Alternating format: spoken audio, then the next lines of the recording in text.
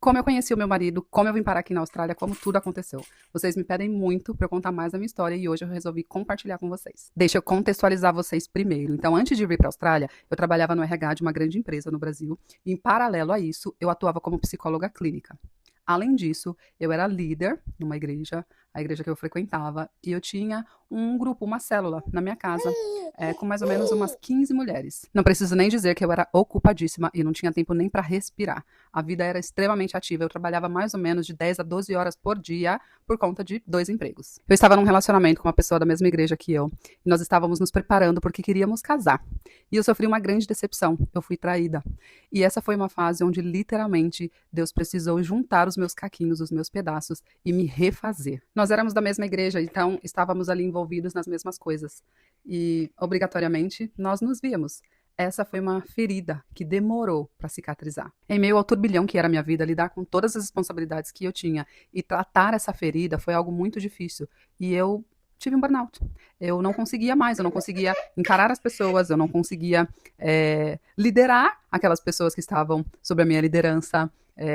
Eu ainda tinha que atender os meus pacientes, eu tinha que cuidar das pessoas, né, daquela empresa onde eu era o RH, então eu estava sugada. E foi assim que eu entendi que eu não conseguia mais, eu precisava parar. Mas não era só parar, sabe? Eu estava tão cansada, tão sangrando, que eu precisava sumir, eu só queria sumir.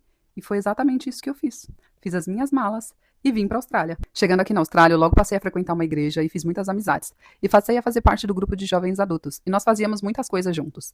Teve uma noite que seria a noite do cinema e após o cinema nós sairíamos para comer. Um dia antes da noite do cinema, nós estávamos na célula e uma amiga minha falou: preciso te contar uma coisa. Tem uma pessoa que era aqui da nossa igreja e hoje está em outra igreja, mas tem muito contato com todo mundo aqui ainda. E ele vai amanhã na noite do cinema e é só para te conhecer que ele tá indo. Eu fiquei: oi? Depois do cinema, nós saímos para comer e ele propositalmente sentou na minha frente. Minha amiga do meu lado nos apresentou e passamos a noite toda conversando, trocamos telefone e foi assim que a gente se conheceu. Depois disso, continuamos conversando, saímos várias vezes, fomos nos conhecendo, nos conhecendo, nos conhecendo e as coisas foram acontecendo, porém, o relacionamento não vingou.